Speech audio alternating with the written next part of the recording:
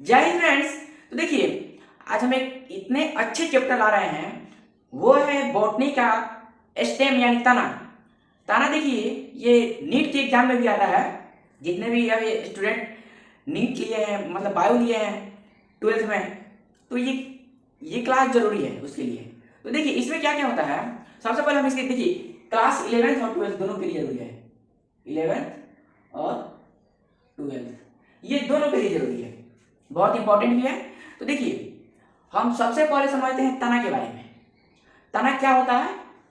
तो देखिए देखिए सबसे बड़ा चीज होता है विश्वास। आप विश्वास के साथ पढ़िए, चाहे नीट हो या जेई हो, ये कोई मायने नहीं रखता है। विश्वास से आगे आपको विश्वास है कि हमें ये करना है, तो वो संभव है। Believe in your self, anything is possible. जब तक आपको विश्वास है, कोई भी काम आपके कदमों में है। जब तक विश्वास नहीं है, तब तक वो आपके हाई लेवल पे है, वो आपसे ऊपर है, नहीं हो सकता है। जब तक आपको विश्वास होगा, तो कोई भी काम कदमों के नीचे होगा आपके। तो देखिए, सबसे पहले हम समझते हैं तना के बारे में। इसलिए देखिएगा, आप सभी लोग विश्वास के साथ पढ़िए, चाहे नीट हो या जेई हो, ये कोई भी चीज पॉसिबल है। अभी देखिए, एक आइलैंड की एक गर्ल्स है, तनिष्का। तनिष्का नाम है। कितना रैंक लाई है? रैंक 1 लाई है इंडिया में। विश्वास के साथ पढ़िए। हम लोग का कितना, आज से 4-5 माह एग्जाम है हम लोग तो बायो से है। तो देखिए, सबसे ये क्लास जो चल रहा है वो एनसीईआरटी से चल रहा है। एनसीईआरटी लिख लीजिएगा लोग, एनसीईआरटी से।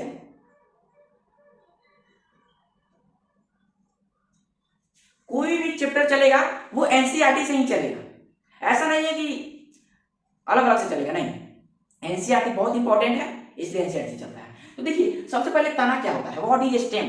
कोई बता सकता है तो बताइए।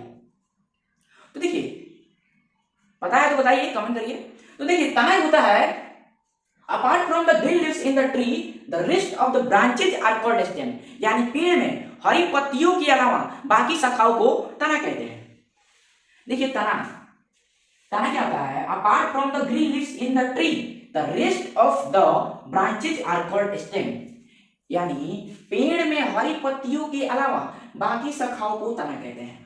तो देखिए, सबसे पहले यहां देखिए, ये जो ये ट्री है, एक पेड़ है। क्या है? पेड़ है। पेड़ है, और इसमें देखिए कैसे होगा। ये वाला भाग जो है, ये वाला तो हो गया तना, हो गया तना हो गया। और ये वाला जो पत्ता है, ये वाला तो पत्ता है, और ये वाला जो डाली गया है, ये भी तो तना है। तो इसमें जितने भी पत्ते हैं, ये वाले साइड वाले जितने भी पत्ते हैं, इन सबके अलावा जितने भी ये लकड़ी यानी तना है, ये वाला शाखा है, इसको हम तना बोलते हैं, तना कहते हैं। समझ में आया? इसको तना कहते हैं। और पत्ता के अलावा, पत्ता को छोड़कर बाकी शाखाओं को तना कहते हैं।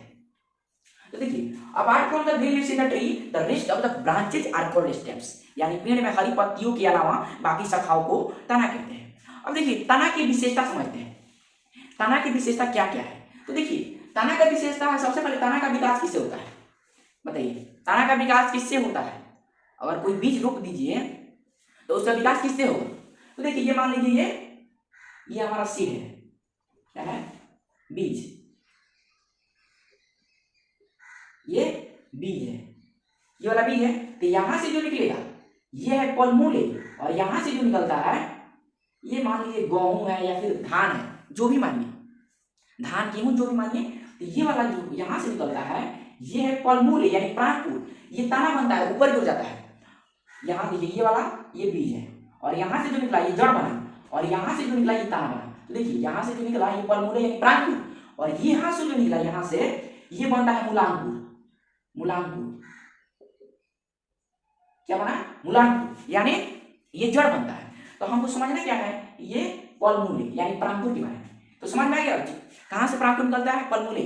तो ये बीज है, यहाँ से जो निकलता है ये प्राणपुर है, और नीचे जो जाता है वो रेडिकल यानी मूलांकुर है। तो देखिए, तना का विकास होता है पलमूले यानी प्राणपुर से। प्राणपुर से समझ में आया?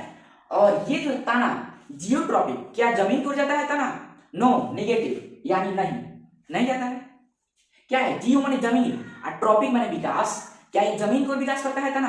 तो नो, नेगेटिव। और क्या तना फोटोट्रॉपिक, प्रकाश की ओर जाता है? तो यस, ये प्रकाश की ओर जाता है। कोई भी पेड़ नीचे को थोड़ी जाता है, ऊपर जाता है, तो ये फोटो प्रकाश से हो जाता है, ये पॉजिटिव। अब देखिए तना का विशेषता क्या है, तना का विशेषता है उस पे नोड और इंटर नोड होता है, यानी गांठ।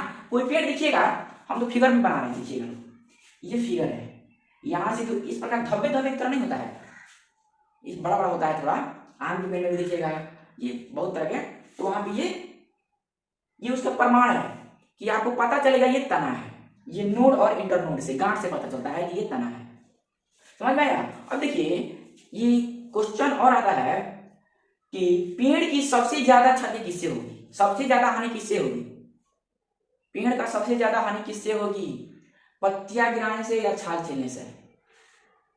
तो देखिए पेड़ का हानि पत्तियों गिराने से भी हो सकता है, लेकिन देखिए पतझड़ के समय पत्तियां अपना पत्ते गिरा देते हैं तो उससे कम क्षति होता है। लेकिन वहीं अगर बात करें तना की, अगर वो छील लिया जाता है तो सबसे ज्यादा हानि होता है, छाल छीलने से सर्वाधिक हानि होता है।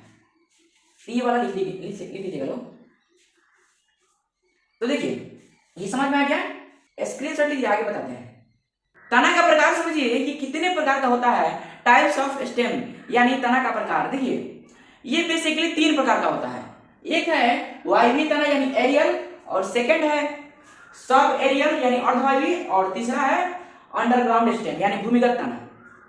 तो देखिए एक चीज याद रखिएगा, लाइफ में समय, सम्मान और विश्वास ये बहुत इंपॉर्टेंट चीज होता है। अगर एक बार हाथ से चला गया ना तो दोबारा ये लौट कर नहीं आता है। तो देखिए वायवीय तना यानी एरियल स्टेम, वायवीय तना वैसा तना जो जमीन के ऊपर वायु में रहता है उसे वायवीय तना कहते हैं। देखिए एरियल स्टेम जो है वायवीय तना 95% ये वायवीय तना होता है, 95% होता है, 95% वायवीय तना होता है।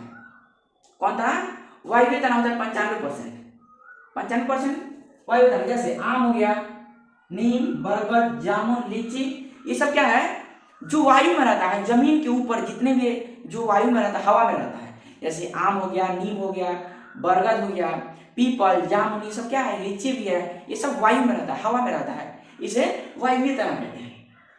लगभग 95% बहुत ज्यादा होता है ये सब, मान लीजिए ना।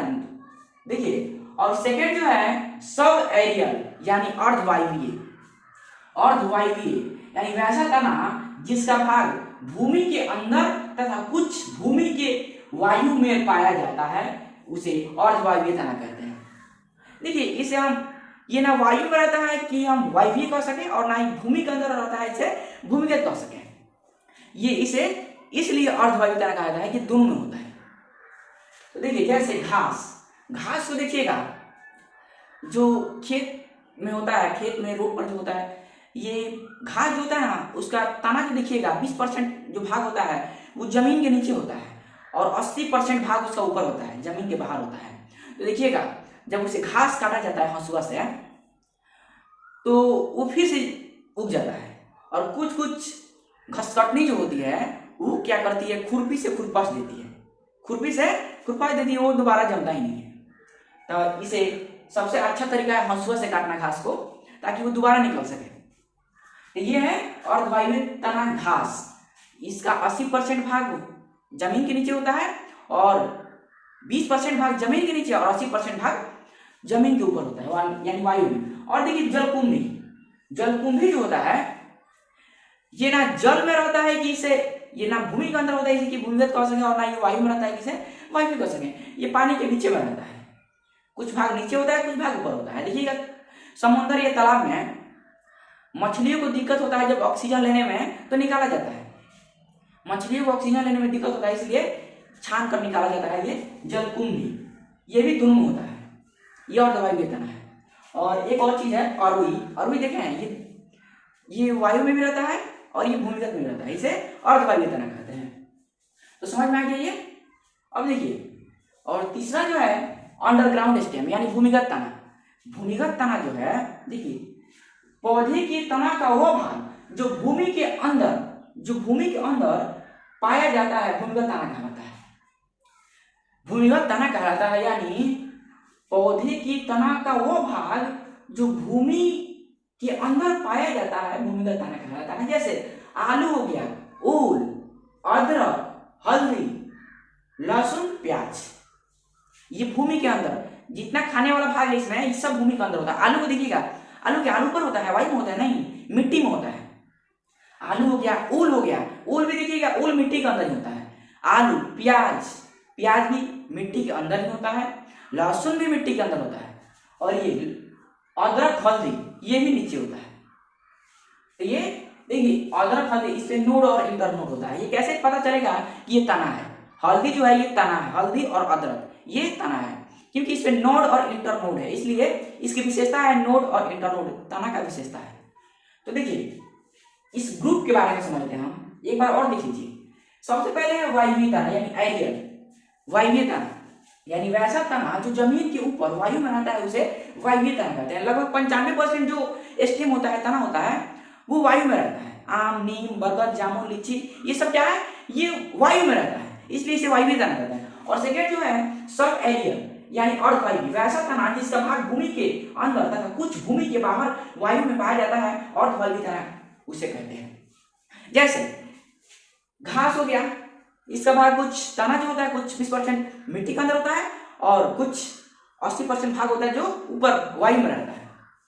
घास हो गया, जलकुंभी, और वही ये अर्धवायवीय तना हो गया। और तीसरा जो है अंडरग्राउंड स्टेम, भूमिगत तना, ये जो है पौधे के तना का वो भाग जो भूमि के अंदर पाया जाता है, जो इसमें जितना खाने वाला भाग है ये भूमि के अंदर पाया जाता है, इसे भूमिगत तना कहते हैं। आलू हो गया, ओल, ये मिट्टी के अंदर ही होता है। अदरक, हल्दी जो हटाक से चला गया मिट्टी के अंदर, वही ये तना है।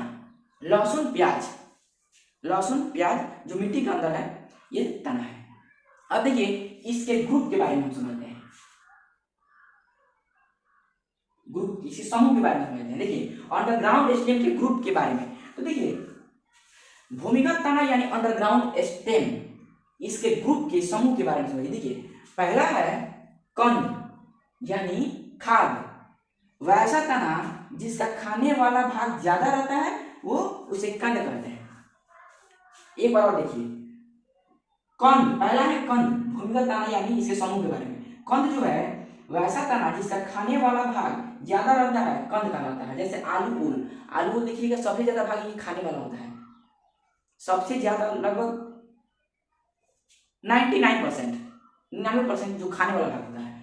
और ये जो है सेकेंड प्रकंद, गांठ होता है इसमें, वैसा तना जिसमें गांठ ज्यादा रहता है प्रकंद कहते हैं उसे। अदरक में देखिएगा, अदरक में गांठ ना होता है जी, जो कांटा जैसा निकला रहता है, कांटा जैसा नहीं, उतना सुलाक नहीं होता है, फिर भी थोड़ा होता है अदरक। हल्दी में देखिएगा, हल्दी में टेंटा जो होता है वो गांठ है, जिसमें गांठ का भाग ज्यादा होता है उसे प्रकंद कहते हैं। और तीसरा जो है सलकंद, तीसरा है सलकंद यानी जिसमें वैसा तना जिसमें पानी का मात्रा, जल का मात्रा ज्यादा रहता है उसे सलकंद कहते हैं। इसमें क्या क्या है? लहसुन है, प्याज है, तो ये लगभग सेम ही दिखता है, लहसुन, प्याज, इसमें जल का मात्रा होता है, प्याज में देखिए काटना वो पानी थोड़ा छोड़ता है उसमें, छोड़ता नहीं मतलब रहता है उसमें। तो समझ में आ गया? तो देखिए विश्वास, believe in yourself, anything is possible, ये उम्मीद सबके पास है। तो जय हिंद।